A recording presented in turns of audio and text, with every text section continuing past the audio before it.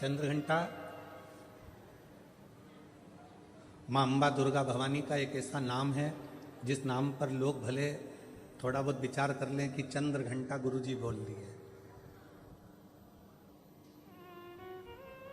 शिव जी ने नाम रखा है माँ पार्वती का चंद्रघंटा। कब? जब भोलेनाथ माता पार्वती को विवाह कर कर लेकर आए।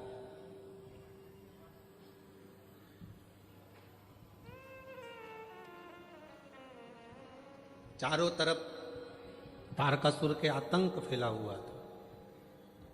आप लोग तो गुजरात के रहने वाले हो, तो माता रानी के नामों का व्याख्यान तो आप जितना अच्छा कर सकते हो हम तो बहुत कम कर पाएंगे, क्योंकि गुजरात तो पूरा माँ जगतजननी जगदम्बा अम्बा भवानी का एक आनंदमय स्थल है गुजरात। तो आप लोगों को तो ज्यादा मालूम होगा कि माँ चंद्रघंटा का नाम चंद्रघंटा कैसे पड़ा। चारों तरफ तारकासुर के असुरों का आतंक फैला और शिवजी पार्वती जी के साथ विवाह कर लिए, और विवाह कर कर बाबा भोलेनाथ पार्वती जी को लेकर जब कैलाश पर पहुंचे,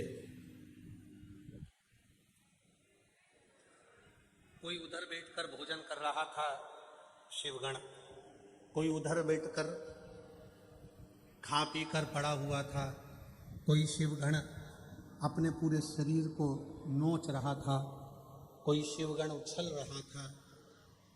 पूरे कैलाश पर भगवान शंकर के गणों ने अपना पूरा जमा कर रखा था, आड़ा टेढ़ा। कुछ बर्तन उधर पड़े हैं, सोने का उधर पड़ा है, आसन उधर पड़ा है, सब सामान यहाँ वहां पड़ा। और भोजन भी कोई एक गण लेकर आता या बनाता तो सब आपस में झगड़ा कर कर उस भोजन को ग्रहण कर। जैसे ही पार्वती जी कैलाश पर पहुंची और पार्वती जी ने देखा कि सारा अस्त व्यस्त कैलाश है,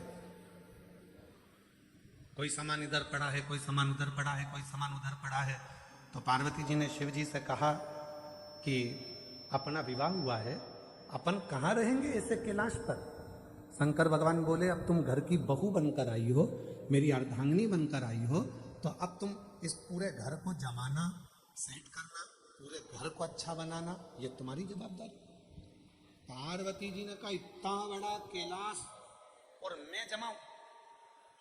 तुम अकेली नहीं, ये गण है ना इतने सारे, इनके साथ मिलके जमाओ।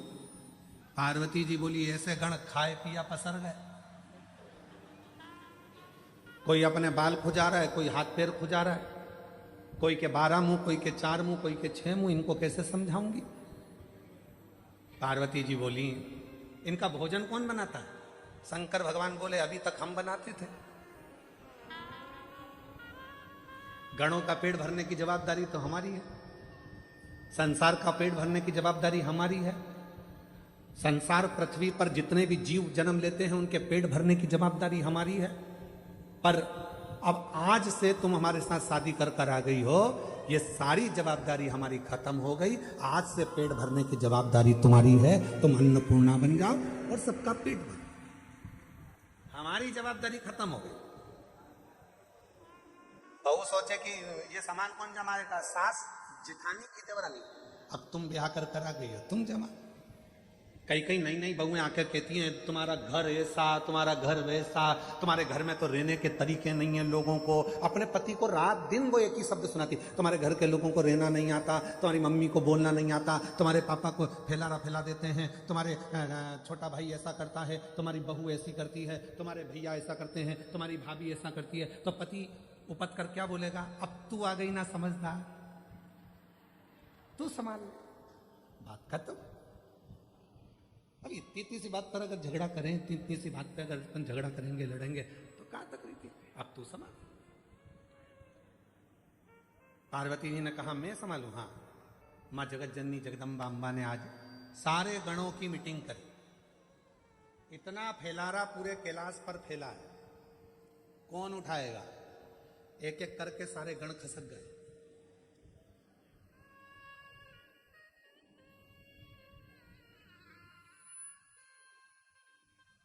कौन उठाएगा? कोई। पार्वती जी ने ने शिव जी से कहा वो तो सब चले गए। शंकर भगवान ने फिर डमरू बजाया, सबको बुलाया। पार्वती जी ने पूछा ये भूख लगी है सबको? हाँ। भोजन करोगे सब? हाँ। अब सबने हाँ भर दी। पार्वती जी बोली मैं भोजन बना रही हूं, जितनी देर में खाना बनाऊं भोजन बनाऊं उतनी देर में पूरा कैलाश सेट हो जाना चाहिए, जम जाना चाहिए, और जो जमा कर आएगा सबसे पहले भोजन उसी को मिल जाएगा। जाओ। सब पहुंच गए, सब ने सामान जमाना प्रारंभ कर दिया। कोई झाड़ू लगाए, कोई बुआरी लगाए, कोई तोरण बांधे, कोई मंडप बांधे, कोई कुछ करे, कोई कुछ करे, सब करे। एक गण आया, मां भोजन। पार्वती जी बोली चिंता मत करो,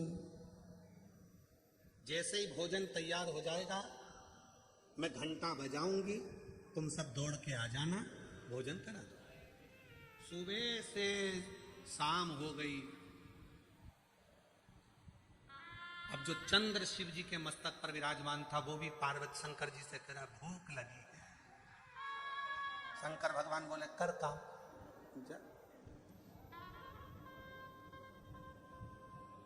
जाओ। रात्रि होने लगी, चंद्र पुकारने लगा, मां भोजन दीजिए। अब तो पूरा घर जम चुका है। तब पार्वती जी ने देखा कि पूरा कैलाश जम चुका था। तब पार्वती जी ने चंद्र की साक्षी में चंद्र को शिव जी से अपने मस्तक पर रखकर घंटे का नाद करा। शिव जी ने मां पार्वती का नाम चंद्र घंटा रख दिया।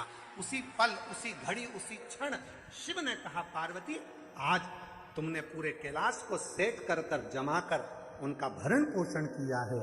जो तुम्हारे नाम का उच्चारण करेगा वो कितना भी बिखरा हुआ क्यों ना हो, हृदय से टूटा हुआ क्यों ना हो, उसकी दुकान, उसका व्यापार चाहे कितना भी बिखर गया हो, अगर प्रतिदिन एक दुर्वा वो चंद्र घंटा के नाम से अगर मुझे समर्पित करेगा तो उसका घर, परिवार, व्यापार मैं खुद सेट करते चले जाऊंगा, जमाते चले जाऊंगा। तो ये नाम कोई साधारण नाम नहीं है, चंद्र घंटा का नाम।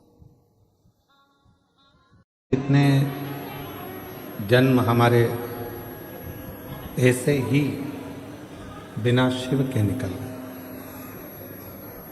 बिना शिव भक्ति के निकल गए। कितने ही जन्म, उन जन्मों में हम भगवान की अविरल भक्ति को प्राप्त नहीं कर सके। शायद अगर उन जन्म में हम भगवान शंकर की अविरल भक्ति को प्राप्त कर लेते तो हमारा जो जन्म और मरण का जो चक्र है उस चक्र से हम छूट गए होते।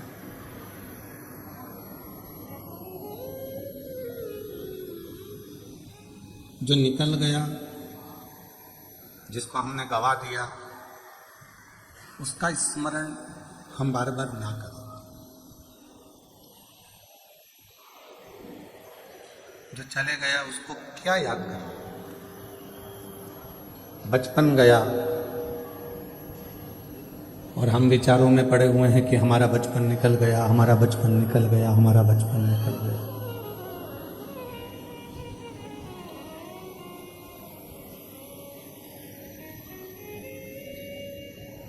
जवानी चली गई किसी किसी की,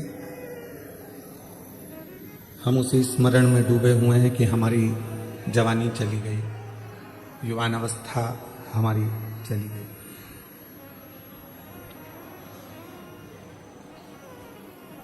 किसी किसी की अधेड़ी भी चली गई।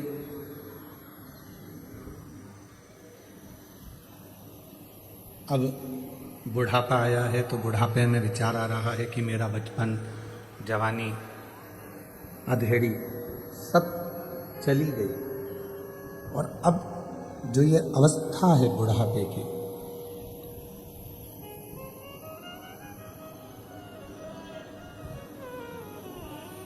इस बुढ़ापे की अवस्था में अब कोई अपना नहीं होता।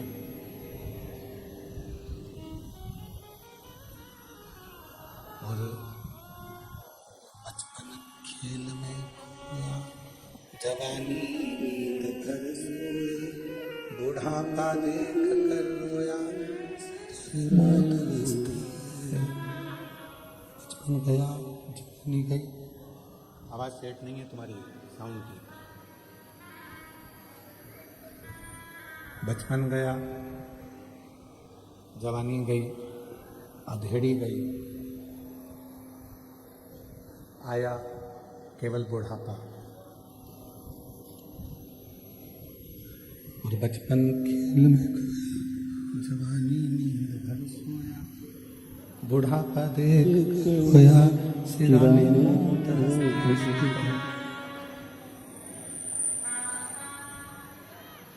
बचपन। इसको सेट करिए, गला खींच रहा है, गला फट। जवानी, अधेड़ी और बुढ़ापा, ये 4 अलग अलग अवस्था है।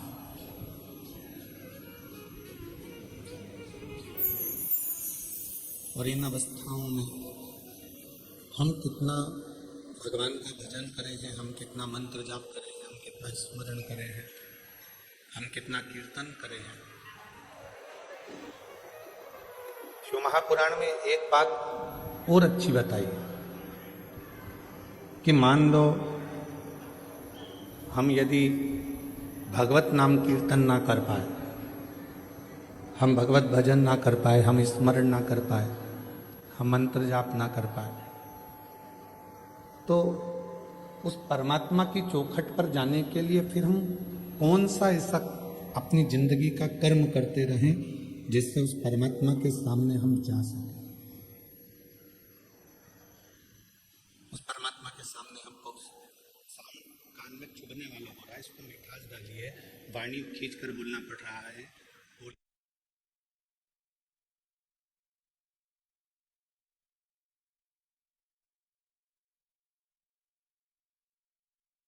कर्म कौन सा ऐसा कर दिया जाए जिस कर्म को कर कर हम उस परमात्मा के सम्मुख में पहुंच जाएं, हम परमात्मा के सामने पहुंच जाएं। और शिव महापुराण में वेद व्यास जी वर्णन करते हैं कि वो एक कर्म ऐसा है, सत्कर्म।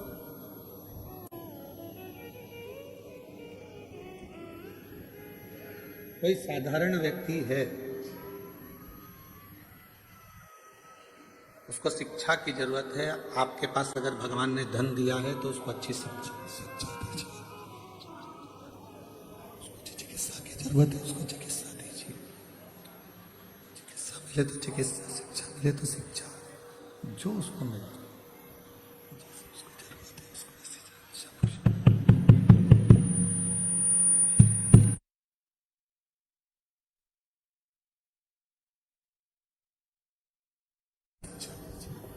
उसको चिकित्सा की जरूरत है, उसको चिकित्सा दीजिए। शंभो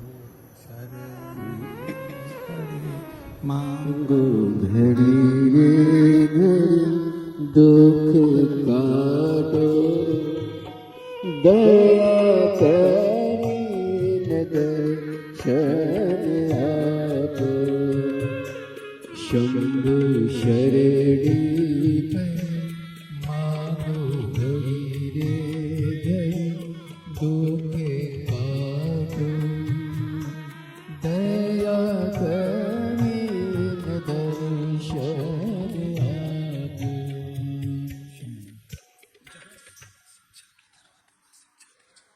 जहाँ चिकित्सा की जरूरत है वहाँ चिकित्सा दीजिए। शिक्षा और चिकित्सा, ये 2 शब्द चिकित्सा भी दे सकते हैं, शिक्षा भी दे सकते हैं, ये 2 दे सकते हैं।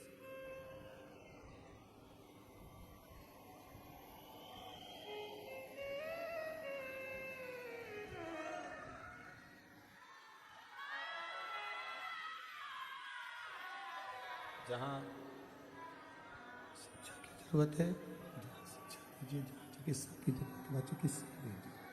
दोनों चाहिए। कोई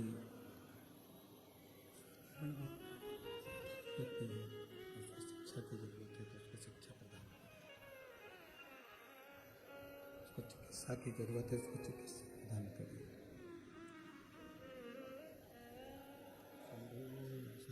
Om शंभु दुख काट दया करीन दर्शन आपो शंभु ये माइक की दूरी मुझे सब अच्छी है, मैं सेट नहीं कर पा रहा हूँ, 2 शब्द निकलते हैं बाकी।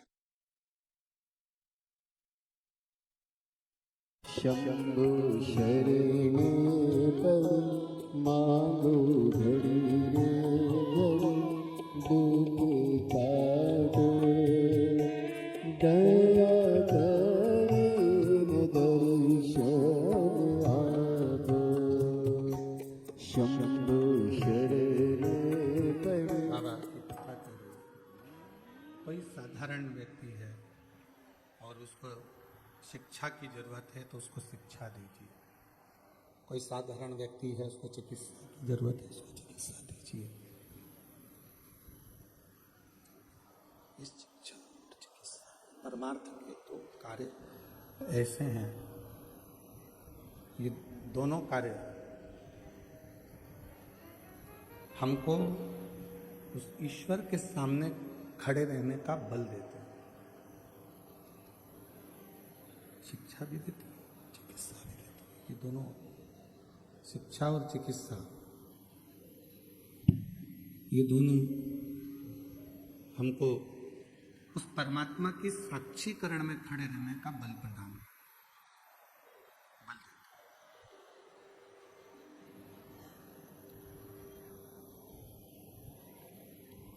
परमार्थ, कई लोग कह देते हैं कि हम बहुत दान करते हैं, कई लोग कह देते हैं हम बहुत पुण्य करते हैं, कई लोग कह देते हैं कि हमने दान भी किया, पुण्य भी किया, सत्कर्म भी किया, हमने बहुत कुछ किया, दान भी कर रहे हैं, कर्म भी कर रहे हैं।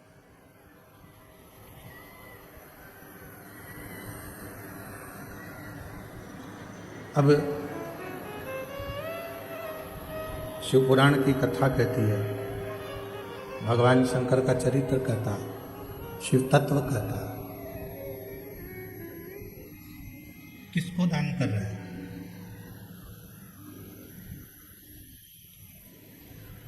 कहाँ पुण्य कर रहा है? सत्कर्म कर रहा है, बताया जाए कहाँ पुण्य है, कहाँ सत्कर्म है, कहाँ दान है।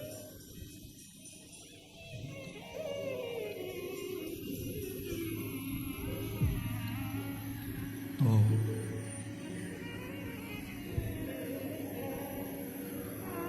बेटी को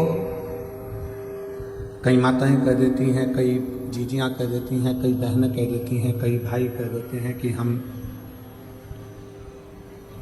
बेटी आती हैं, बहन बेटियां आती हैं तो हम उनको साड़ी दे देते हैं, वस्त्र दे देते हैं, आभूषण दे देते हैं। ये भी हमने दिया तो दान कहलाया, ये भी दान है।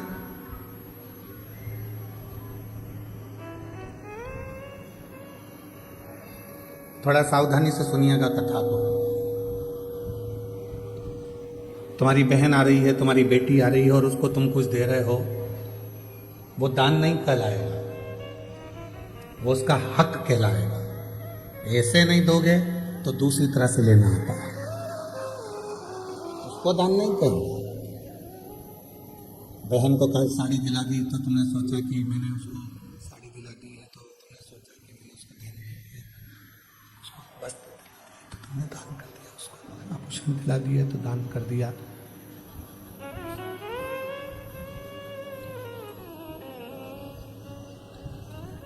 ये दान नहीं है, इसको दान नहीं कहेंगे, इसको उसका हक बनता है, वो हक उसको प्राप्त होता है, उसका हक है। भोलेनाथ तो कैलाश कैलाश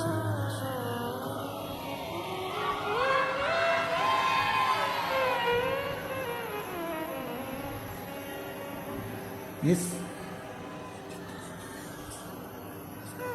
शंभु शंभु शंभु शंभु शंभु शंभु शरण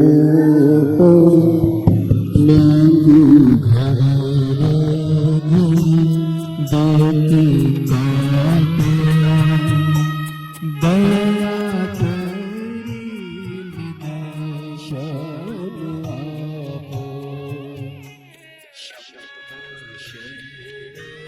परि मांगू घड़ी रे घड़ी दुख काटो दया करीन दर्शन आपो शंभो शरण परि मांगू घड़ी रे घड़ी दुख काटो दया करीन दर्शन आपो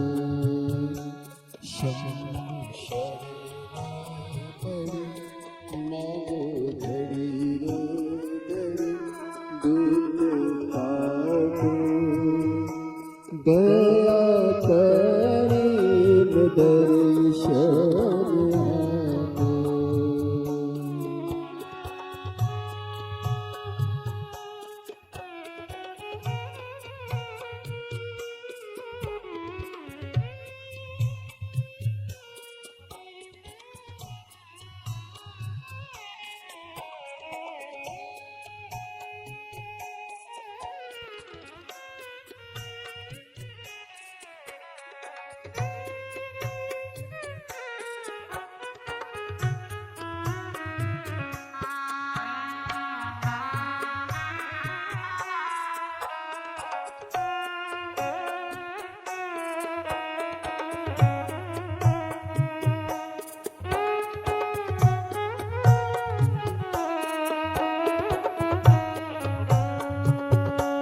शंभो शरणे परि मांगो घड़ी रे घड़ी दुख काटो दया करीन दर्शन आपो शंभो शरणे परि मांगो घड़ी रे घड़ी दुख काटो दया करीन दर्शन आपो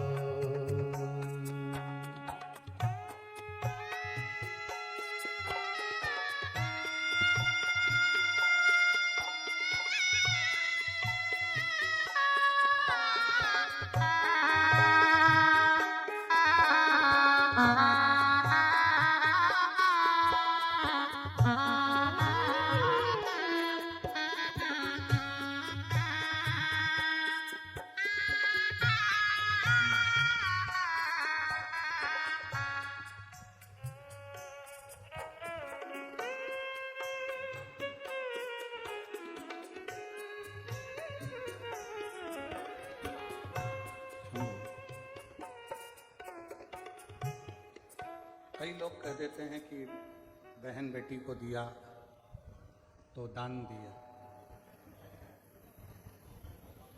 शिव महापुराण की कथा कहती है बहन बेटी को दिया वो दान नहीं है, वो उसका हक है।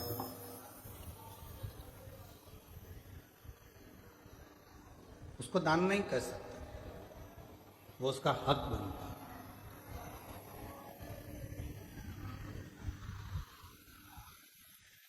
कोई कहता है कि हमने हमारे परिवार के व्यक्ति को दिया, दान दिया, वो दान नहीं कहलाता।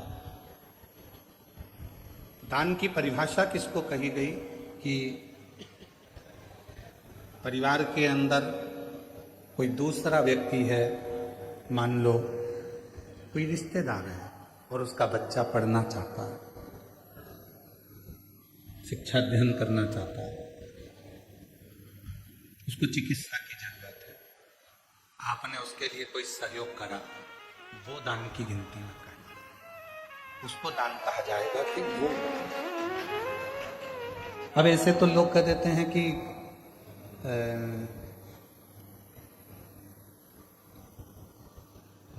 कितना सुंदर कहा है कि यदि हम किसी व्रत का उद्यापन करते हैं, हम किसी व्रत का यदि उद्यापन कर रहे हैं और उद्यापन यदि हम कर रहे हैं तो उद्यापन करने में भी पहला प्रयास होना चाहिए कि बाहर की जो माताएं हैं, बाहर के जो जोड़े हैं, बाहर के जो लोग हैं, उद्यापन में पहले उनको गिना जाए। और हम क्या करते हैं, अपने घर में ही उद्यापन करना है। घर की तो देवरानी जेठानी इतनी सारी हैं, वैसे भी तो बुलाना ही पड़ेगा, तो वैसे की जगह ऐसे बुला लो, गिनती की गिनती हो जाएगी और उद्यापन का उद्यापन हो जाएगा। मतलब तुम्हें काम निपटाना है, तुम्हें उस अध्यापन का फल प्राप्त नहीं करना, तुम्हें उस अध्यापन का फल नहीं चाहिए, तुम्हें केवल काम को निपटाना, केवल काम निपटाना नहीं भाई।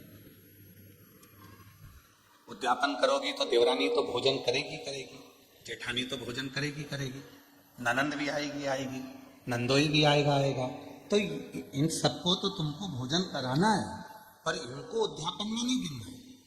उद्यापन में उनको गिनो जो दूसरे हैं। क्यों? हम अगर जेठानी को भोजन करा रहे हैं उद्यापन में, और जेठानी झूठे बर्तन को हाथ लगा रही है, हम ननंद को भोजन करा रहे हैं उद्यापन में, और ननंद पट्टी बिछा रही है, भोजन परोस रही है, काम कर रही है, तो तुम्हारे उद्यापन का फल कहां से मिलेगा तुमको? उस उद्यापन का फल भी तो मिलना चाहिए, उसका फल भी तो प्राप्त होना चाहिए।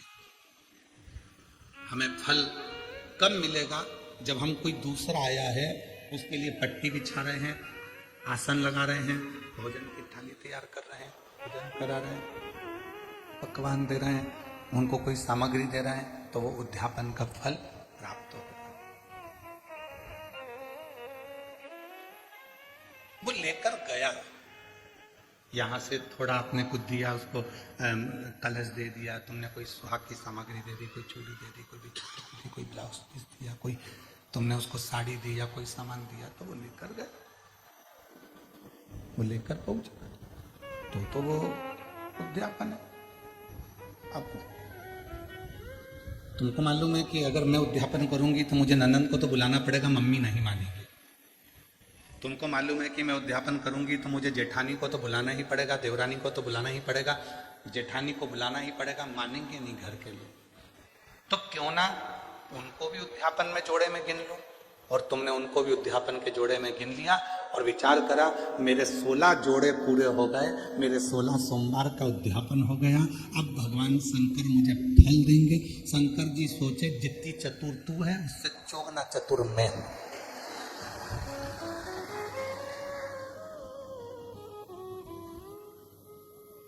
कर वापिस उद्यापन, फिर वापिस कर 16 सोमवार,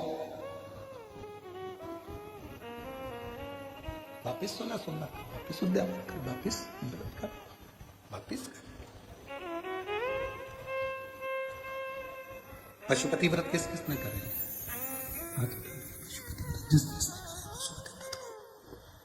पशुपति व्रत जिस जिसने भी करे हाथ उठाओ जरा। हाँ ठीक है, रखिए, प्रणाम। हम भी करें, ठीक है, हम भी हाथ उठाओ, हमने भी करा। और हमारी धर्म पत्नी, ऐसा कोई महीना नहीं जाता होगा जिस महीने में एक बार पूरे 5 पशुपति व्रत नहीं कर लेती। उसका नियम है, वो व्रत महीना 2 महीना में, 2 महीना 3 महीना में पशुपति व्रत करती रहे, करती। पशुपति व्रत में कई माताएं कहती है, गुरुजी आपने कहा कि आखिरी में जिस दिन पशुपति व्रत का उद्यापन होता है उस दिन एक श्रीफल भगवान शंकर को भेंट के साथ में चढ़ा देना चाहिए, भेंट के साथ में रख देना चाहिए। इसका मतलब क्या है? इसका महत्व क्या है? इसका मतलब क्या होगा? इसका महत्व क्या होगा? तो वो पशुपति नाथ है, उसको पशुपति नाथ कहते हैं। और वो पशुपति नाथ है। पूरे 5 व्रत में हमने मान लो कोई गलती करी हो, 5 व्रत में हमने भगवान को शीश नहीं झुकाया हो, 5 व्रत में हमने भगवान को नमन ना करा हो, तो ये जो श्रीफल है, जो ये श्रीफल, जो ये नारियल है, ये शीश का काम करता है। श्रीफल नारियल शीश का काम करता है। और ये श्रीफल नारियल हम भगवान शंकर को दे देते हैं। ये श्रीफल नारियल भगवान शंकर को देते हैं, प्रदान करते हैं। शंभो शंभो शंभो शंभो शंभो।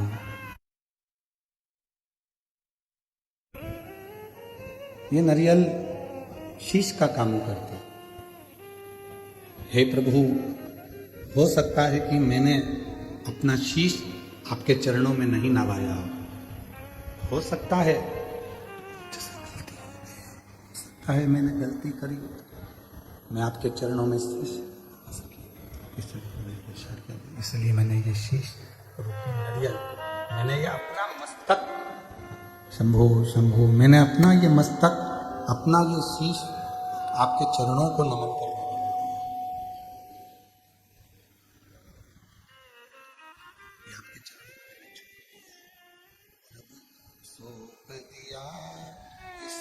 जीवन का सब कार्य तुम्हारे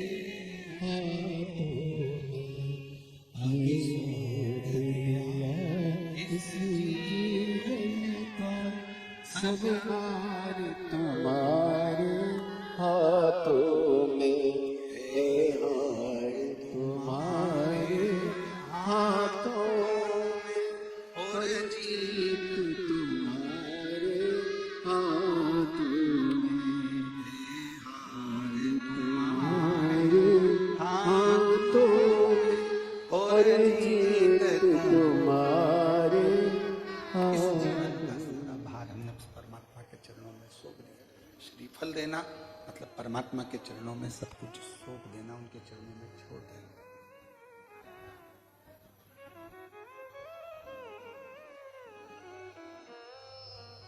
ये जितना, कई लोग कहते हैं गुरुजी, गुरुदेव, हम,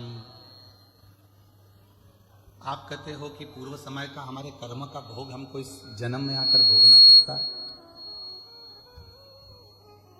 हमारे पूर्व का कर्म का दंड हमको इस जन्म में भोगना पड़ता है। हाँ, भोगना तो पड़ता है।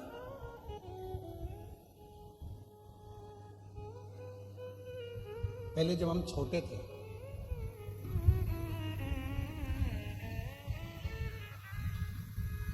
बहुत ज्यादा छोटे थे, तो नवरात्रि में कन्या भोजन करने जाती थी तो उनके साथ हम लंगूर भी जाते थे। और यहाँ पर कई जीजाऊं बैठे होंगे, कई लड़के बैठे होंगे, वो भी बचपन में चले जाते।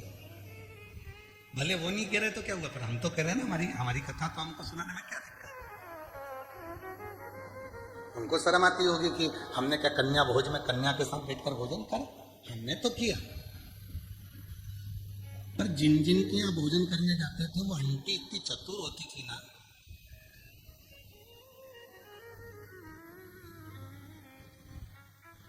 पूड़ी बनाती, हलवा बनाती, सब्जी बनाती। अब उस समय पर हमें भी 3-4 घर में भोजन करने जाना पड़ता। तब कई घर ऐसे थे कि जहां पर हम भोजन नहीं कर पाते तो वो क्या करती, बेटा जितना खाना उतना खाना, बाकी का बांध के ले जा। वो आंटी इतनी चतुर थी कि हमें जितना खाना होता था उतना खा लेते थे, और बाद में वो आंटी ऐसे पूरा पत्तल की ऐसी घड़ी बना के उसमें पूरी सब्जी सब रख के और हमको दे देती थी, और साथ में विदा में एक केला भी दे देती थी, और हम चले जाते।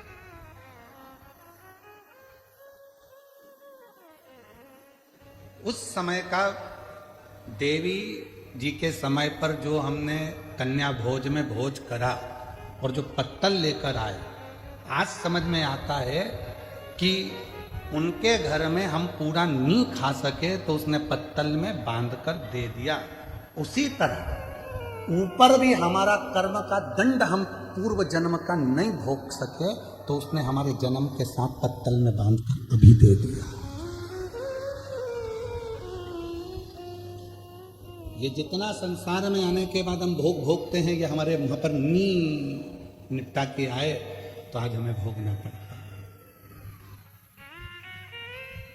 कोई पूर्व का कर्म जो था वो हम नहीं भोग सके, तो उसका थोड़ा सा भाग रह गया और वो भाग आज हमको भोगना है।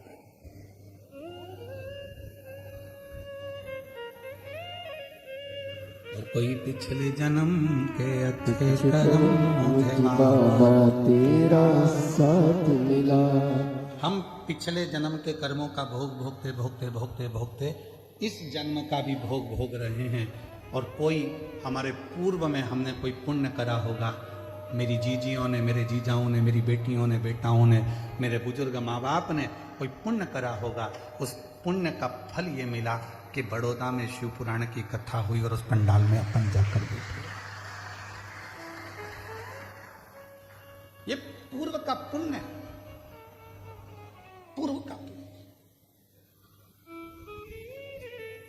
ये अच्छा कर्म हमारी जिंदगी में हमने करा होगा तो वो हमारे सामने आकर प्रकट होगा।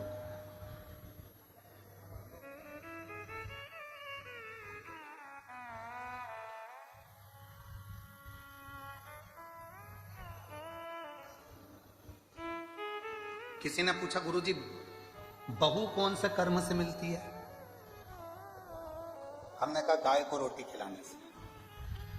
अच्छा, हाँ, पूर्व जन्म में गाय तुम्हारे दरवाजे पर आती थी, तुम्हारे दरवाजे पर खड़ी रहती थी रोटी के लिए, तुम रोटी लाकर देती थी, वो खा लेती थी। दूसरी बार फिर आती थी, तुम रोटी नहीं देती थी, घर के लोग कहते थे अभी तो दी थी, अभी तो दी थी, और उसको डंडा उठाकर चिल्लाकर भगा देते। बस वो ही गाय तेरे घर बहू बन के आई। सुबह की चाय दे देती है बहुत अच्छे से, दिन की मांग के दे, मांग के। अरे मम्मी अब भी तो पीछी तुमने, सबकी चाय बनाऊंगी तो क्या तुम्हारी भी बनाऊंगी? ये तो अब भी सर्विस से आए, नौकरी से आए, इनकी बनाऊं कि तुम्हारी बनाऊं? बस अगर उस समय पर रोटी 2 बार भी दे देती तो 2 बार चाय भी मिल जाती। 2 बार पूर्व कर, पिछला हिसाब बना।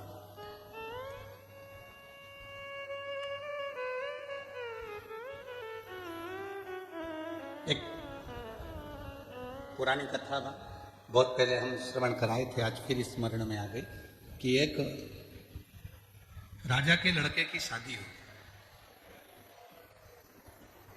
और राजा के लड़के की शादी हुई और घर में बहू आ गई। शयन कक्ष में बहू पहुंच गई सोने के लिए, बेटा सो रहा था, पत्नी ने उस राजा के लड़के की तलवार जो निकाली म्यान में से, म्यान इतनी सुंदर है, इतनी सुंदर म्यान, और म्यान में से जैसे उसने सोचा कि म्यान इतनी सुंदर है तो तलवार कितनी सुंदर होगी, जो तलवार निकाली और तलवार की चमक के कारण वो हाथ से छूट गई और राजा का बेटा जिससे उसकी शादी हुई थी वो मर गया। तलवार छूटते ही उसी के ऊपर गिरी और उसका गला कट गया, वो मर गया। उस बहू ने विचार करा कि मुझे मृत्यु दंड मिलेगा, राजा का इकलौता लड़का है। उसने उस राजा के लड़के को खींचा, तुलसी के क्यारे के पीछे ले जाकर उसको पटका और कक्ष में चली गई। सवेरे सवेरे मंदिर में पंडित जी पूजन करने आए और वो चिल्ला चिल्ला कर आवाज लगाने लगी, हाय मेरे पति को मार दिया इस पंडित ने, ये पंडित ने मेरे पति को मार दिया, चिल्ला चिल्ला कर आवाज। राजा के दूत आ गए, पंडित जी को पकड़ कर ले गए, अंतिम संस्कार किया बेटे का। अब दंड देने की बारी है। राजा ने कहा कि अब इसको दंड सुनाना है, पर इस पंडित ने, इस ब्राह्मण ने मेरे घर के मंदिर की बहुत सेवा की, इसने मेरे बेटे को क्यों मारा वो पता नहीं। पंडित जी हाथ जोड़कर बोले, महाराज मैंने आपके बेटे को नहीं मारा, मैं सत्य बोल रहा हूं, मेरी बात पर विश्वास तो करो। कोई नहीं सुना। आखिरी में राजा ने सोचा कि पंडित को मृत्यु दंड नहीं देंगे, जिस हाथ से पंडित ने मेरे बेटे को मारा है उसका हाथ काट दिया जाए। उसका हाथ काट दिया, एक हाथ का रह गया। अब पंडित जी ने मन में सोचा कि मैंने कौन सा पाप करा था ऐसा जो मेरा एक हाथ कट गया। गुरु के पास जाऊंगा, अपने गुरु जी से पूछूंगा कि मैंने पाप कौन सा करा। पंडित जी पहुंच गए अपने गुरु जी के पास में और जो गए गुरुजी के पास में तो गुरुजी तो घर में नहीं थे, उनकी धर्म पत्नी थी। जैसे ही दरवाजा बजाया, गुरुजी गुरुजी गुरुजी, इतने में पत्नी दौड़ कर आई। कौन गुरुजी? ना जाने कहां से आ जाते हैं चिल्लाने के लिए। मेरे गुरुजी यहीं रहते थे। हाँ, कहीं पर पड़ा होगा तेरा गुरु, चल निकल यहां से। पत्नी चिल्ला कर दौड़ी। पंडित जी चले गए। फिर इंतजार करें मेरे गुरु आएंगे, और गुरुजी आए। दरवाजा बजाया, पत्नी कहीं गई थी, दरवाजा खोला गुरुजी ने। गुरुजी, हाँ बेटा तुम, ये तेरा हाथ कैसे कट गया? वही तो पूछने आया हूं गुरुजी, कि मैंने कौन सा पाप करा था जो मेरा हाथ कट गया? मैंने तो राजा के लड़के को मारा भी नहीं, और मुझे ये दंड मिल गया। पर गुरुजी, मैं इस सब बात में पूछूंगा, पहले मेरा एक प्रश्न है, उसका उत्तर दीजिए। गुरुजी ने पूछा, कौन सा प्रश्न? गुरुजी, मैं सुबह आया था, दरवाजा बजाया था, आपकी धर्म पत्नी ने मुझे खूब गाली सुनाई और आपको भी सुनाई। मेरा कर्म दंड बाद में बताना, पहले ये बताओ कि आपका पूर्व का कौन सा कर्म था जो ऐसी मिली है? ये मिली आपको, आप तो इतने विद्वान पंडित जी, इतने विद्वान गुरुजी, और आपकी पत्नी ऐसी मिली है। तब गुरुजी ने कहा, देख बेटा, ये मेरे पूर्व जन्म की बात है। पूर्व जन्म में ये गधी थी, मैं कौवा था।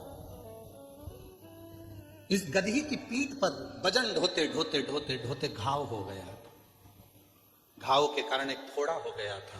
मैं कौवा उड़कर आता था, इसकी पीठ पर बैठकर इसके घाव को खरोदता था। घाव खरोदते खरोदते वो गधी इतनी परेशान हो गई कि मुझे, मेरे कारणवश वो भागकर हरिद्वार चली गई। मैं उसको ढूंढता ढूंढता कौवे की योनि में हरिद्वार पहुंच गया, और फिर वो गधी मिल गई। मैंने फिर उसकी पीठ को खरोदा, वो दौड़कर गंगा जी में कूद गई। मैं भी गंगा में कूद गया, मर गए। मरे तो मैं इसका पति बना और ये मेरी पत्नी बनी। उस समय पर मैं अपनी चोंच से इसको खरोदता था, अब ये अपनी चोंच से मुझे खरोद, अभी अपनी चोंच से मुझे खरोद रही। गुरुजी, ये तो मैंने सुना, पर मेरा हाथ क्यों कटा? मैंने कौन सा कर्म करा? तो कहा, पूर्व समय में तुम एक संत थे, बैठे थे, तुमने नियम लिया था कि मैं सत्य बोलूंगा और सत्य के सिवा कुछ नहीं बोलूंगा। सत्य बोलने का नियम लेकर तुम बैठ गए, और उसी समय पर एक कसाई के हाथ से गाय छूट कर भागी। तुम तब कर रहे थे, गाय तुम्हारे सामने से निकल गई। कसाई ने आकर तुमसे पूछा, तुमने मेरी गाय देखी है? तुम्हें सत्य बोलना था, सत्य बोलना था, तो तुम तप में लगे थे, तुम झूठ नहीं बोल सकते थे, इसलिए तुमने अपने हाथ का इशारा उस गाय की ओर कर दिया। कसाई गया, गाय पकड़ी, उसको मार दिया। जो कसाई था वो राजा का लड़का बना, जो गाय थी वो बहू बनी, और उस कसाई ने उस गाय को काटा था तो उस बहू के हाथ पे तलवार छूटी, और वो कसाई जो राजा का लड़का बना था उसको कटना पड़ा। और तूने हाथ का इशारा कर कर बताया था गाय का स्थान, इसलिए तेरा यह हाथ कटा है, इसलिए तेरा हाथ। कोई पूर्व का कर्म हमारा ऐसा होता है जिसको हमें भोगना होता है।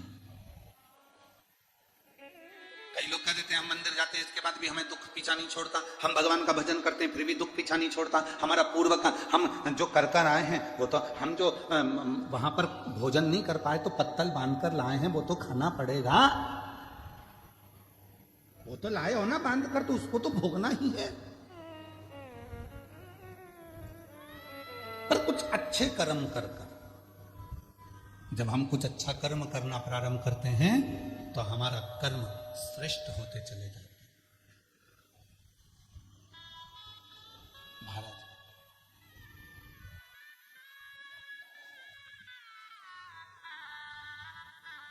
कोई पिछले जन्म अच्छे कर्म मुझे बाबा तेरा साथ मिला, कोई पिछले जन्म के अच्छे कर्म मुझे बाबा तेरा साथ मिला।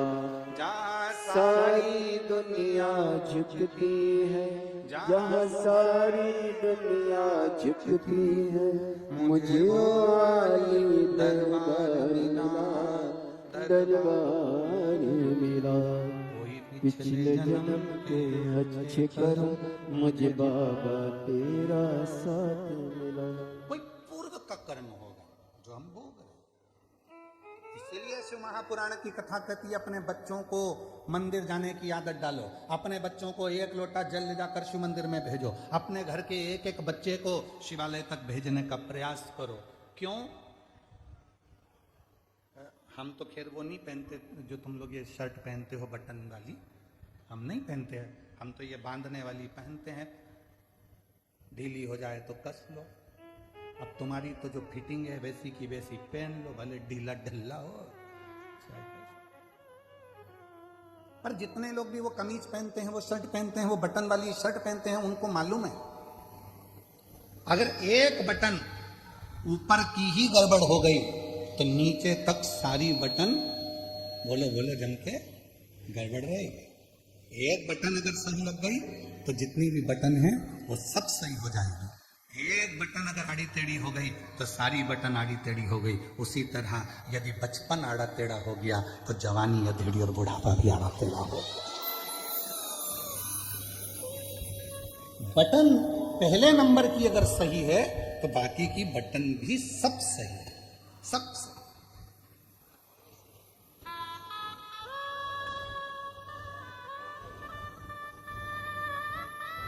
दर्जी जब कपड़े सिलता है, आप लोगों की शर्ट बनाता है, तो दर्जी कितना चतुर होता है जरा विचार करिएगा कि वो दर्जी जेब लगाता है ना तो लेफ्ट में लगाता है। कहाँ लगाता है? लेफ्ट, उल्टी साइड, क्योंकि उसको मालूम है हार्ट इधर ही है, दिल इधर ही है। उसने जेब क्यों लगाई? किसी दर्जी से पूछना कि ये जेब क्यों लगाई तूने? तो कहा पैसा रखना है तो नीचे की जेब में रखना, मोबाइल रखना है तो नीचे की जेब में रखना, और अगर कभी जिंदगी में भगवान का प्रसाद मिल जाए, बेलपत्र मिल जाए तो दिल के पास रखना, हाथ के दिल के पास। इसलिए उसने जेब भी, एक दर्जी भी अगर जेब लगा रहा है शर्ट में तो उल्टी साइड पर लगा रहा है जहां हार्ट है, जहां दिल है, क्योंकि उसको मालूम है भगवान का प्रसाद जितना दिल के करीब में होता है उतना हार्ट आनंदमय रहता है।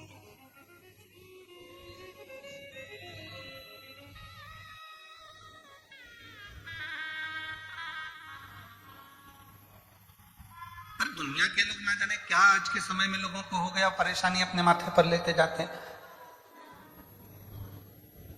जरा जरा से बच्चे कह देते हैं मैं पढ़ाई से परेशान हूं।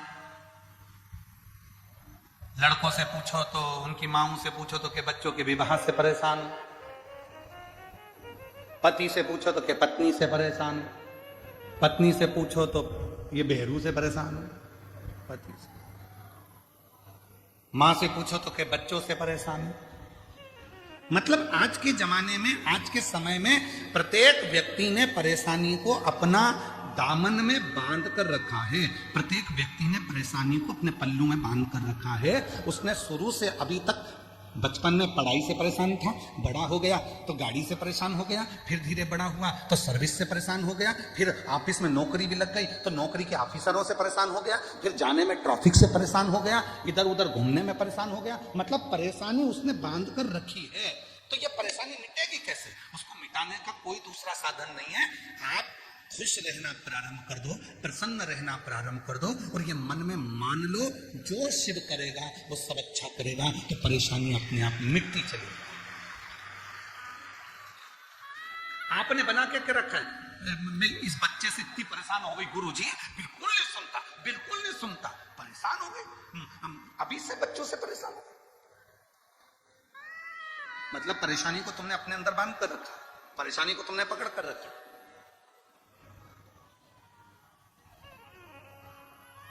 यहाँ आज कथा में सूरत में जिन्होंने कथा करवाई थी सम्राट भाई पाटिल आए हुए हैं। कहाँ बैठे? अच्छा, पहली कथा जो सूरत में कराई थी आपने, बड़ी सुंदर कथा कराई। एक बार जोरदार ताली बजाकर आपको बहुत धन्यवाद। विराज जब हम इनके यहाँ ठहरे थे तो सम्राट भाई बोले थे, गुरुजी इतनी भीड़ सूरत में आ गई है, बड़ा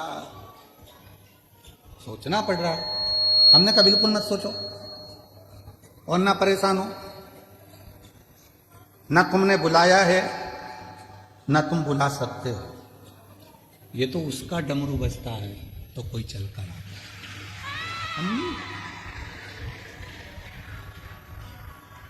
जब सौंप दिया इस जीवन का सब भार तुम्हारे हाथ, संपूर्ण जीवन का भार तत्व जब हम परमात्मा को सौंप देते हैं तो फिर हमारा कुछ नहीं है, कुछ।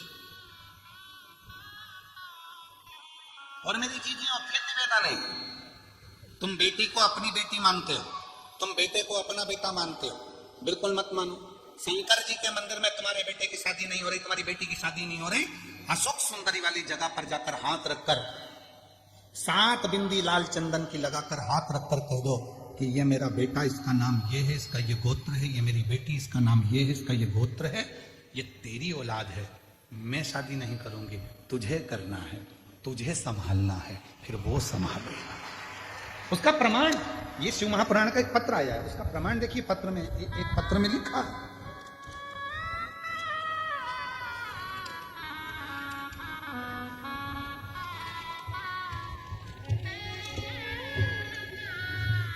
पत्र में लिखा, सीमा दिलीप ढकाते, प्लाट नंबर 296, द्वारकेश नगर, सूरत,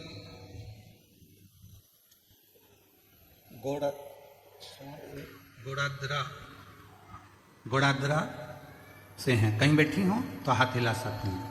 बाबा का मैं क्या वर्णन करूं। मुझे पेट में 2 गठान थी। पहली सोनोग्राफी में 18/9/2025 को उसमें पता चला कि मुझे पेट में 30 mm की और 25 mm की गठान हो गई है।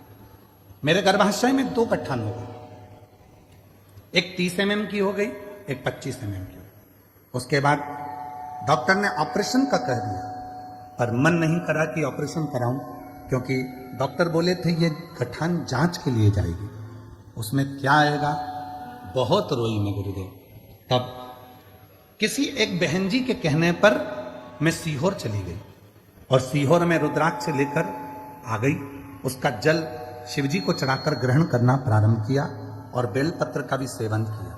फिर हमने दूसरी सोनोग्राफी, जब पहली सोनोग्राफी कराई थी 18/9/2025 को, उसमें पता चला था 30 mm की 25 mm की गठान है, ऑपरेशन का कह दिया। दूसरी सोनोग्राफी कराई 11/11/2025 को, उसमें पता चला रुद्राक्ष का जो जल पिया था उसमें मालूम पड़ा जो 30 mm की गठान थी वो 25 की हो गई है और जो 25 mm की गठान थी वो 12 mm की हो गई है। 12 mm की। गुरुदेव, फिर मुझे मालूम पड़ा कि सूरत में कथा हो रही है और हम सूरत की कथा में पहुंच गए। कथा प्रारंभ होने वाली है, इसमें मंदिर में जाके बाबा से प्रार्थना किया और जो गठान है वह गल जाए ऐसी प्रार्थना कर कर हम, मेरी सास सूरत के पंडाल में कथा सुनने के लिए आई और वहां से एक रात पंडाल में रही और बाबा से प्रार्थना की कि मेरी बहू की गठाने गल जाए। फिर बाबा की ऐसी कृपा हुई कि वहां की रज लाकर उदर पर लगाया।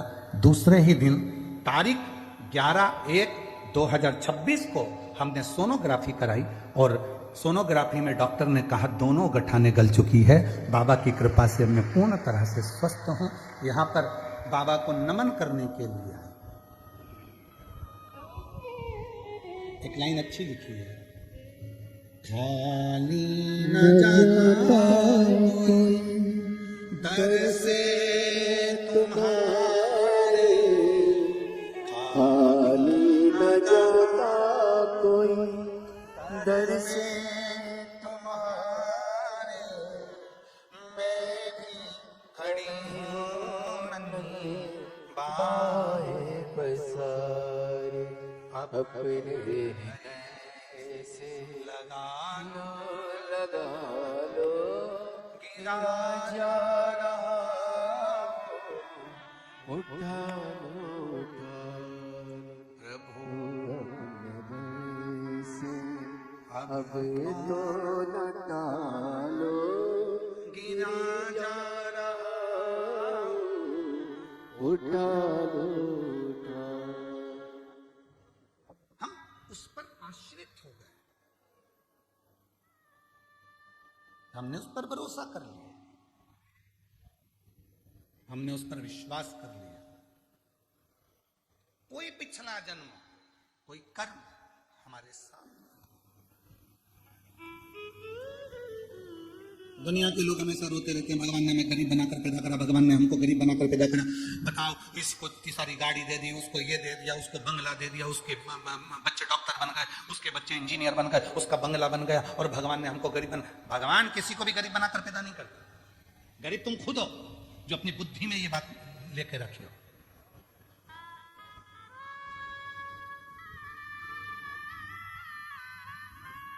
हम ढलना नहीं सीख रहे।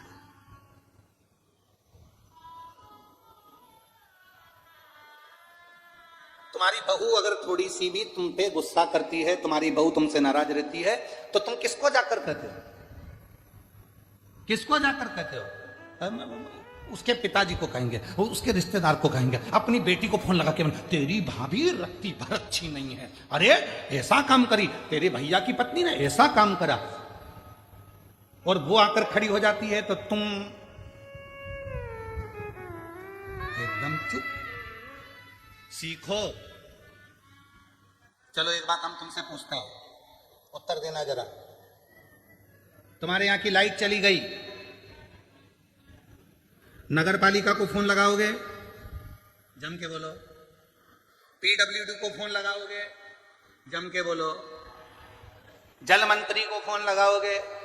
जम के बोलो। नहीं। फोन कहां लगाओगे? विद्युत विभाग में। एमपीवी को फोन लगाओगे? जो विद्युत विभाग है उस विभाग को फोन लगाओगे। बोलना सही है कि गलत है? पीएचई को फोन लगा कर क्या करोगे? नगर निगम को फोन लगा कर क्या करोगे? विधायक को फोन लगा कर क्या करोगे? पार्षद को फोन लगा कर क्या करोगे? फोन लगाना पड़ेगा कि बिल के ऊपर नंबर लिख कर दिया जाता है, अगर लाइट में कुछ गड़बड़ी हो, लाइट नहीं आए तो विद्युत विभाग को फोन करो। हाँ, तुम्हारी नाली साफ नहीं हो रही है तो किसको फोन लगाओगे? विद्युत विभाग को। फोन लगाना पड़ेगा नगर निगम को, नगर पालिका को। तुम्हारे घर पानी नहीं आ रहा, फोन लगाना पड़ेगा पीएचई को, जल विभाग को। अब तुम लाइट गई, नगर पालिका को फोन लगा रहे हो, नाली खराब है, विद्युत विभाग को फोन लगा रहे हो, तो वो सुधरने वाली नहीं है। उसी तरह यदि गलती बहू की है तो सबको कहना बंद कर दो, एक कमरे में बैठकर बहू से बात करो। नगर पालिका की गलती है तो नगर पालिका से कहो, विद्युत विभाग की गलती है तो विद्युत विभाग से कहो, बेटे की गलती है तो बेटे को बुलाकर बात करो। पर जगह जगह जगह जगह फोन लगा रहे हो, साहब हमारी लाइट चली गई, साहब हमारी लाइट चली गई, साहब हमारी बहू ने ये कर दिया, साहब हमारी बहू ने वो कर दिया, तो दुनिया करेगी क्या? याद रखना, शादी में 1000 व्यक्ति को बुलाओ, वो 1000 खाकर जाएंगे, पर जब तुम्हारे घर में उत्पात मचेगा, बहू बेटे का झगड़ा होगा, वो 1000 में से एक को भी बुलाकर बैठा दो।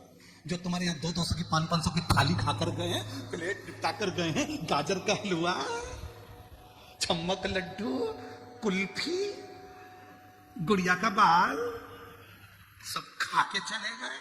अब घर में धमाल मच रहा है। मैं मेरे मामा जी को बुलाता हूँ, अभी बताता हूँ, उसके रिश्तेदार को बुलाता हूँ, अभी बताता हूँ। सब फोन लगाते रहना, कुछ नहीं होगा, कोई नहीं आएगा। आखिरी में तुम्हारा झगड़ा तुमको ही मिटाना पड़ेगा। इसलिए नगर पालिका की गलती है तो नगर पालिका से कहो, विद्युत विभाग की गलती है तो विद्युत विभाग से कहो। उसी तरह बेटे की गलती है, बेटे को कमरे में बुला, समझाओ। बहू की गलती है, बहू से कहो। अब बहू की बात पड़ोसन से करे, अड़ोसन से करे, धड़ोसन से करे, जो घर में मिलने आए, मौसी आए उससे, नानी आए उससे, सबसे कहती फिर रही है और सोचे कि नगर पालिका का काम विद्युत विभाग करेगा। बिल्कुल नहीं करेगा।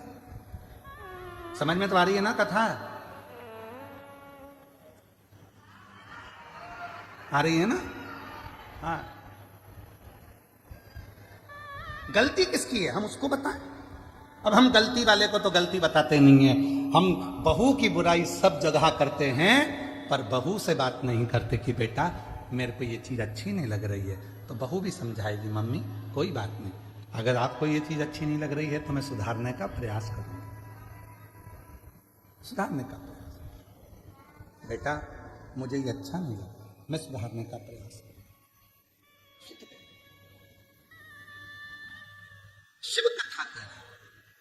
भगवान शंकर का चरित्र कर रहा है, शिव महापुराण की कथा कर रही है, देवादिदेव महादेव का चरित्र कर रहा है। ध्यान देना, जिस समय पर तारकासुर सामने आकर खड़ा हो गया था, तारकासुर, और जिस समय पर तारकासुर आकर खड़ा हुआ, तारकासुर ने सम्मुख में आकर मां जगत जननी जगदम्बा अंबा पार्वती जी को ललकारा, उनकी सुंदरता देखकर उनकी ओर मोहित होकर उनको पाने का प्रयास करने लगा। मां आद्यशक्ति जगत जननी जगदम्बा दुर्गा को, मां भवानी को पाने का प्रयास करने लगा।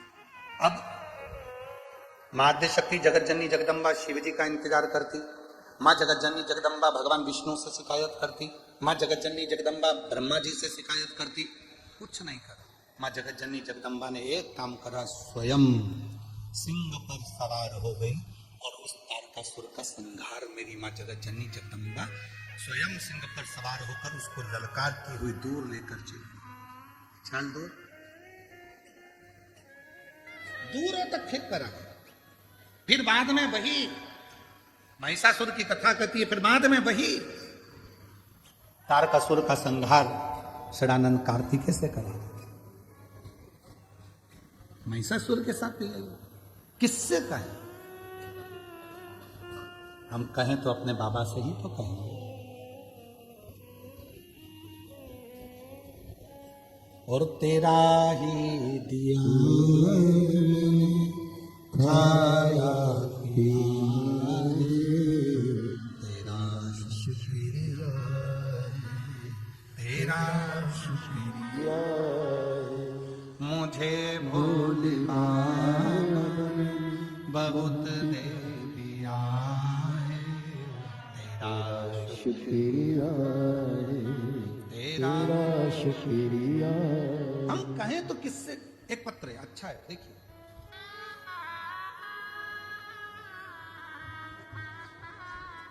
गुरुजी, मेरा नाम अनीता है, मैं बड़ौदा गुजरात में रहती हूँ। मेरी बेटी को ऑटिज्म एक बीमारी होती है जिसमें दिमाग विकास नहीं कर पाता, बहुत कम दिमाग होता है,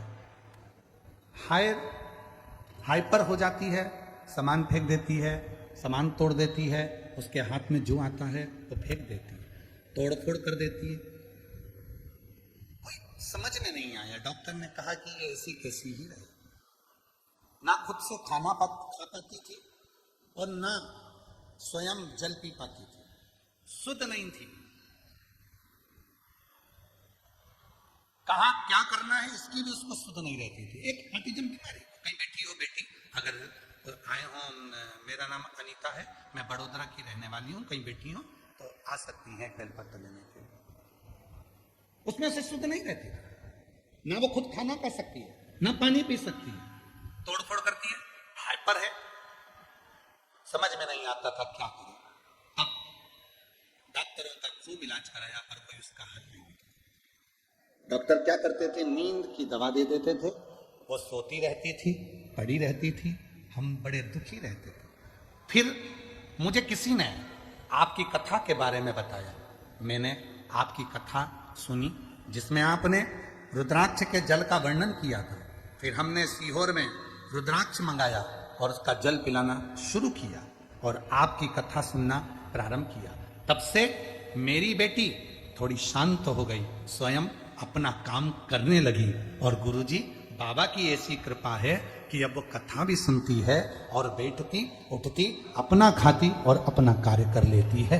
ये शिव की उसको ऑटिज्म की बीमारी, जिसमें उसकी शुद्ध नहीं है, जिसमें उसका विवेक काम नहीं करता, ना भोजन कर सकती है, ना पानी पी सकती है, गंदगी का भी स्मरण नहीं आता, कहां मलमूत्र का त्याग करना स्मरण नहीं रहता।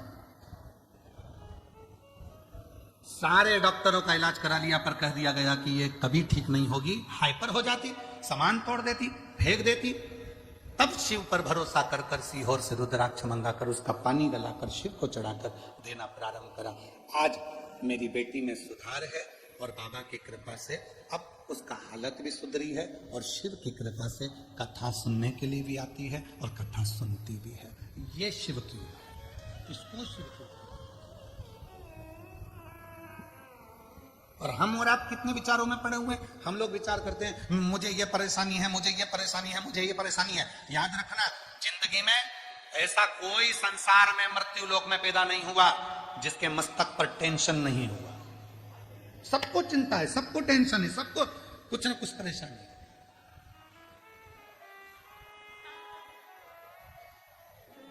पर क्या करें, किसको करें?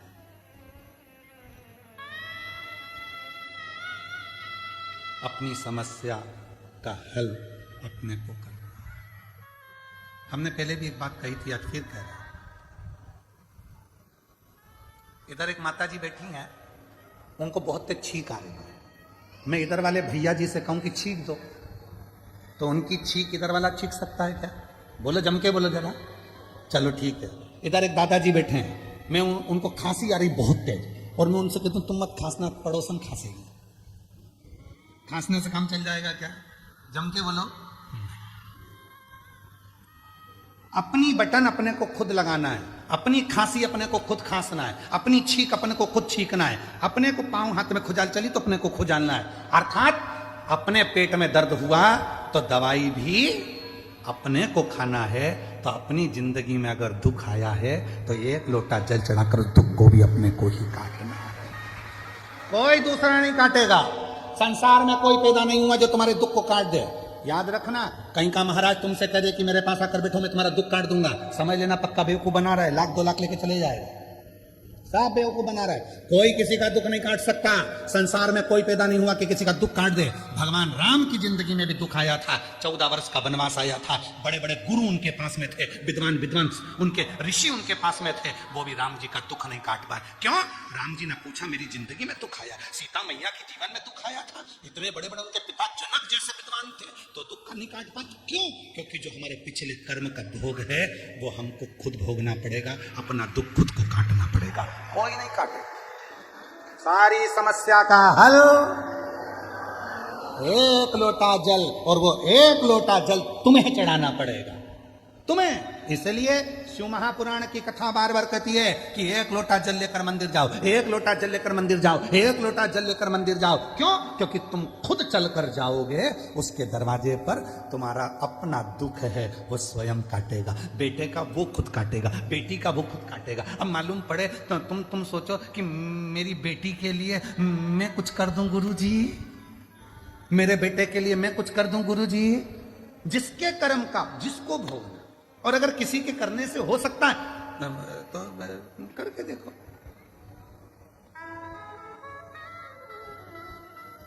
शादी में कौन कौन जाते हैं? हाथ उठाओ जितने लोग शादी में जाते हैं, जम के हाथ उठाओ जरा सभी लोग। हाँ, उठा लिए, धर लो वापस। शादी में खाना खाते हो, भोजन करते हो, हाथ तो उठाओ। हाँ ठीक है।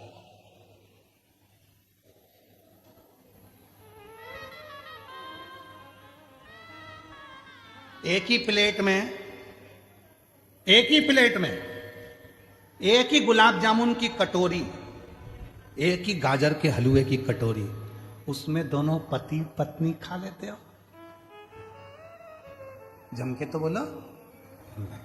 गाजर का हलवा दोनों को अलग अलग खाना है। समोसा पति भी खाएगा, पत्नी भी खाएगी, इसकी प्लेट अलग, इसकी प्लेट अलग। ये खाएगा, इसका पेट भराएगा, वो खाएगी, उसका पेट भराएगा।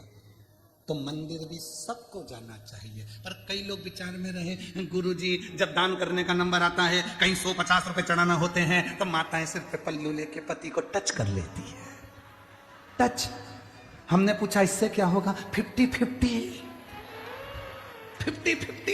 तो हमने कहा ठीक है, अब मिल कहीं की शादी में, और जो शादी में मिली उसके हाथ में प्लेट थी, पति के हाथ में, हमने उसकी पत्नी से कहा टच कर ले, वो खाएगा तुझे मिल जाएगा।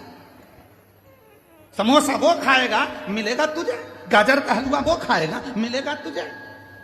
अपनी आइसक्रीम अपने को साफ करना है, अपना दुख अपने को मिटाना है, दूसरे की सामर्थ्यता नहीं। ये तुम लोग जो ढोंग प्रपंच में फंस जाते हो, आडंबर में फंस जाते हो, कहीं का आकर कह देता मेरे पास आकर बैठो, मैं तुम्हारी पूरी जिंदगी संवार दूंगा, मैं तुम्हारा दुख मिटा दूंगा। उसका बापड़े का तो खुद नहीं मिट रही है जो तुम्हारा मिटाने चला।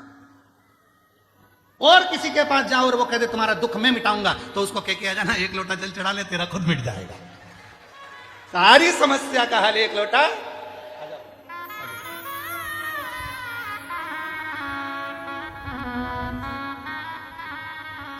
तेरा ही दिया मैंने खाया पिया है, तेरा शुक्रिया है। यही बेटी है और बहुत हाइपर रहती थी, बहुत ज़्यादा अपना भोजन भी ना कर पाती थी, पानी भी ना पी पाती थी। पर सीहोर के लाए हुए रुद्राक्ष का पानी शिव को चढ़ाकर बेटी को देना प्रारंभ करा और आज बाबा की कृपा से इतनी समझदार हो गई कि चलकर कथा की व्यासपीठ तक आई है। जोरदार ताली बजाओ।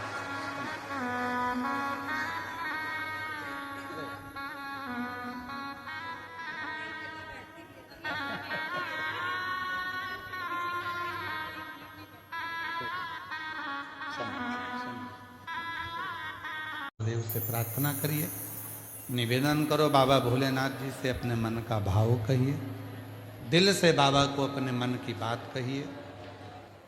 ये कथा का आज 5वां दिन है, कल कथा का 6ठा दिन रहेगा। 6ठा दिन मतलब जम के बोलो, बाबा की कथा की शिवरात्रि। कल कथा का समय यही 2 बजे से 5 बजे तक ही रहेगा। आस्था चैनल पर भी यही 2 से 5 रहेगा। पर परसों के दिन जो कथा विराम होगी, उस दिन कथा का समय सुबह 8 बजे से 11 बजे तक रहेगा और टीवी पर कथा का समय वही 2 बजे से 5 बजे तक रहेगा। 2 दिन की कथा, कल कथा की शिवरात्रि रहेगी।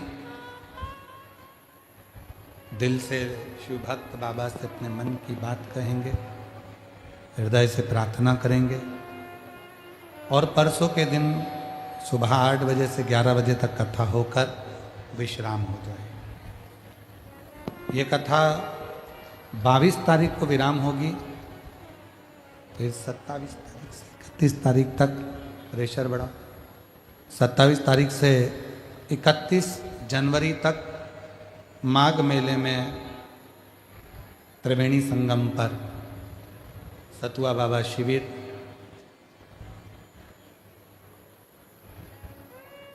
खाक चौक महावीर मार्ग पाटन पुल नंबर 1, दोपहर में 1 बजे से 4 बजे तक 5 दिवसीय शिव महापुराण की कथा श्रवण करने का सौभाग्य प्राप्त हुआ। उसके बाद में कथा 11, 12, 13 फरवरी को डबरा मध्य प्रदेश में रहेगी 3 दिन की और 14 से 20 फरवरी सीहोर में आपके मायके में बाबा के यहाँ रुद्राक्ष महोत्सव है, जिसका लाभ आपको हम देंगे। पंडित चिरंजीवी राघव जी मिश्रा जी की कथा हमारे सुपुत्र की चल रही है कानपुर देहात में।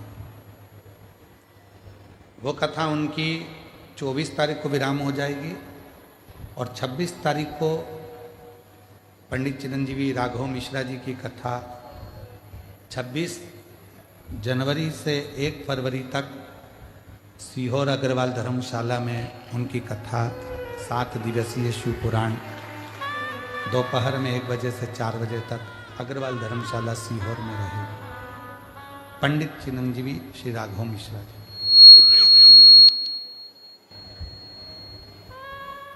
शिव भक्ति के लिए बाबा को अपने मन का भाव कहिएगा। जिस स्तुति को करने के लिए दुनिया के लोग कथा के पंडाल में आते हैं, प्रार्थना करते हैं, निवेदन करते हैं, विनय करते हैं, आप और हमको मौका मिला है बाबा से विनय करने का।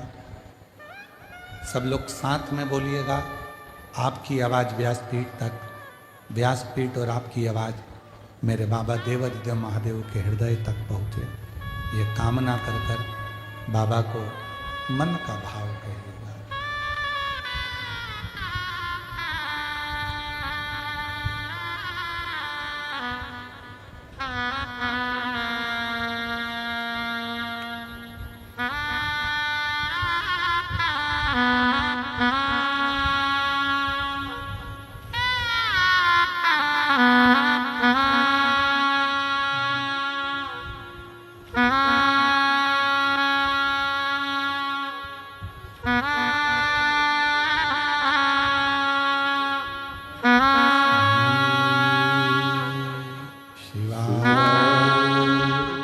नमस्तु श्री शिवाय नमस्तु श्री शिवाय नमस्तु श्री शिवाय नमस्तु श्री शिवाय नमस्तु भोला सब दुख काटो ओ भोला सब दुख काटो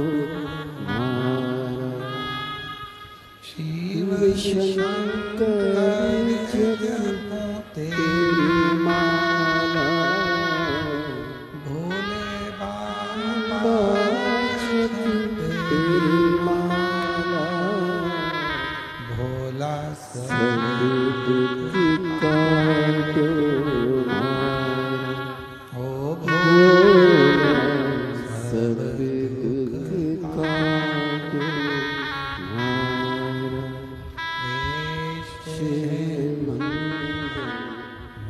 मंगलकारी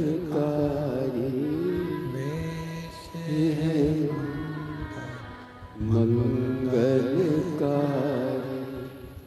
शनिवासी हमारा शमशान वासी हमारा ओ भोला सब दुख काटो मारा ओ भोला सब दुख काटो मारा।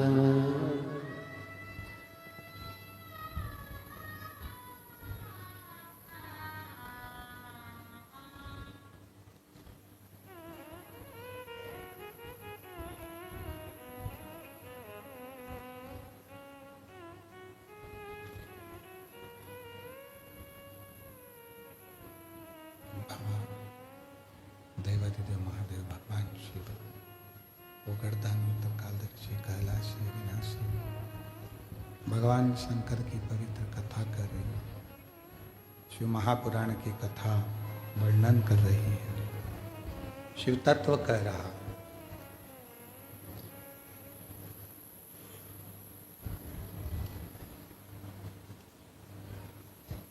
विश्वास के साथ में मां पार्वती जी ने शिव की साधना करी।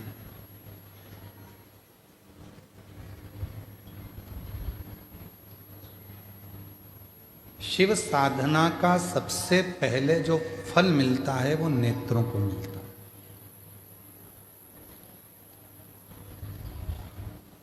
शिव साधना का सबसे पहले अगर कोई फल मिलेगा तो वो नेत्रों को मिलेगा। परसों की कथा में एक बात कही थी कि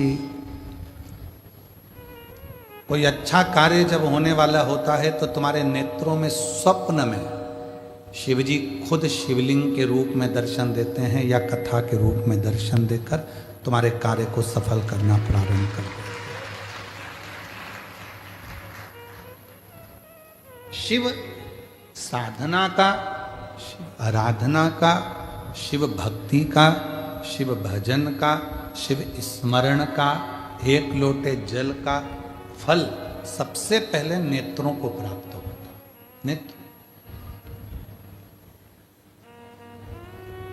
इसीलिए शिव महापुराण की कथा कहती है जो शिव के सच्चे भक्त होते हैं, भगवान शंकर के जो उपासक होते हैं, शिव की साधना करने वाले, शंकर की आराधना करने वाले, शिव का स्मरण करने वाले, शिव नाम जपने वाले, भगवान शंकर की भक्ति करने वाले, जरूरी नहीं कि ये हमारे ऊपर हाथ रखेंगे तो ही हमारा कल्याण होगा। जो शिव को मानने वाला होता है, शिव का जो साधक होता है, शंकर की भक्ति करने वाला जो होता है, शिव के रस तत्व में जो डूबने वाला होता है, केवल वो एक बार अपने नेत्रों से हमको देख भी ले तो भी जगत का कल्याण निश्चित हो जाए।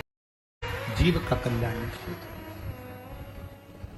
तो जीव का कल्याण निश्चित हो।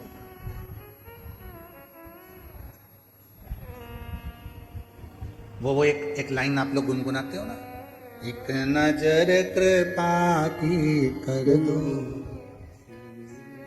सांवरिया गिरधारी, और निर्धन की झोली भर दो ओ भोले त्रिपुरारी, ओ भोले त्रिपुरारी, ओ भोले त्रिपुरारी, एक नजर कृपा की कर दो सांवरिया गिरधारी, निर्धन की झोली भर दो भोले त्रिपुरारी। भगवान शंकर से कहते हैं, थोड़ा सेट कर दे बाबा, मिठास डाल दो थोड़ी सी। शिव से कहते हैं, भगवान शंकर से कहते हैं, केवल एक दृष्टि हो जाना, नजर पड़ जाना भी बहुत है, केवल नजर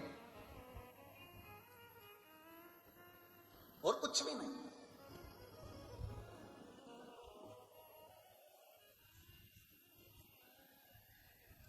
आपको मालूम है भगवान शंकर, भगवान नारायण ने एक अवतार मत्स्य अवतार लिया। जम के तो बोले लिया कि नहीं लिया? मत्स्य अवतार भगवान शिव जी ने, भगवान नारायण ने लिया।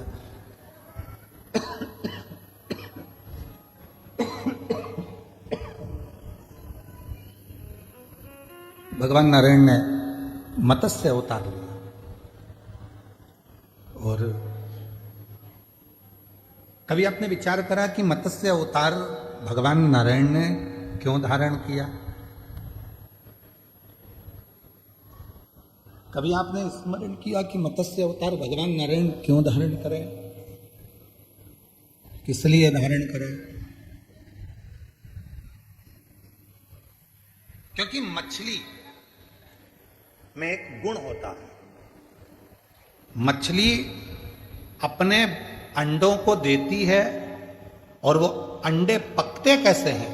तो कहा मछली तैरते तैरते अपनी दृष्टि उस अंडे पर देती रहती है, देती रहती है, देती रहती है, और वो अंडे आखिरी में जन्म ले लेते हैं, और वो मछली के रूप में अपने बच्चों को मछली गर्भ में नहीं रखती, अपने अंडे देकर मछली उस अंडे पर अपनी दृष्टि देती है, दृष्टि करती है, मछली अपनी दृष्टि देती है।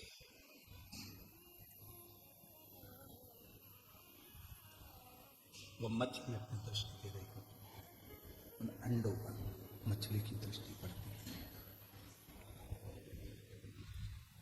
भगवान नारायण ने जो मत्स्य रूप धारण करा, मत्स्य अवतार भगवान नारायण का जो हुआ, भगवान नारायण उस मत्स्य रूप में दर्शाना चाहते हैं कि संसार के लोग भले मुझे मंदिर में आकर पूजें ना पूजें, पर यदि संसार में रहने वाला जलचर हो, जीव हो, थलचर हो, वायुचर हो, कोई भी जीव हो, जहां बैठकर मुझे पुकारता है, भगवान कहते हैं मैं उसको अपनी दृष्टि से देखकर तुरंत उसको आनंदित कर देता हूं, उसको सुख प्रदान कर देते, उसको आनंद, केवल दृष्टि देते हैं, केवल दृष्टि, और नयन दृष्टि से वो जीव कृतार्थ हो जाता है, नयन की दृष्टि से। दृष्टि पड़ी और वो सिद्ध हो गया, दृष्टि पड़ी और कृतार्थ हो गया, दृष्टि पड़ते से उसको सुख का महसूस होने लगा, केवल दृष्टि। तो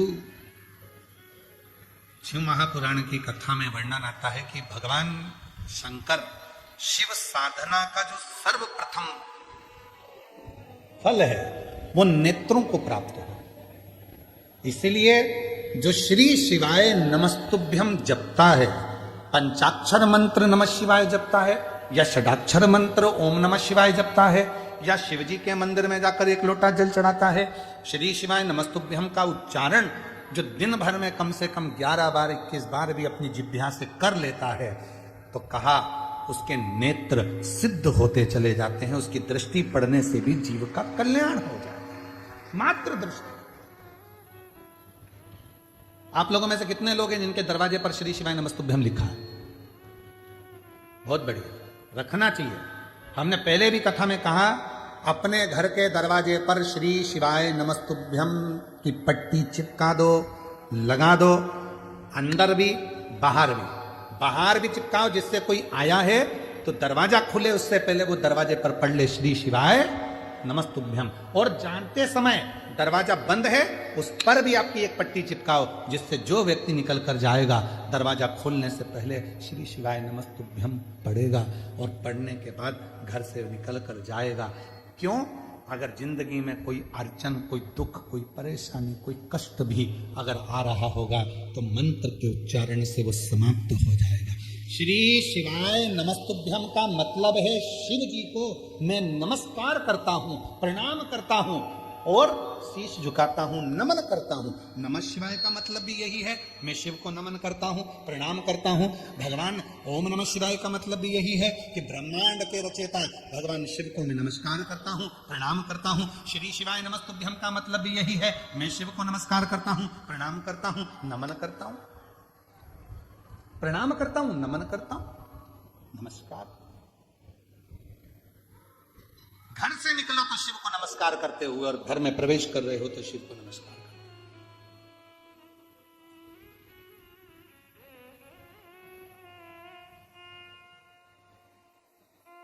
और हम तो निवेदन करेंगे आप लोगों से, आपके यहां कोई विशेष फंक्शन हुआ करे तो उनको भी दिया करो श्री शिवाय नमस्तुभ्यम। लगाओ, अपने दरवाजे पर जरूर लगाओ, अपने घर में जरूर लगाओ, जिससे सबका कल्याण,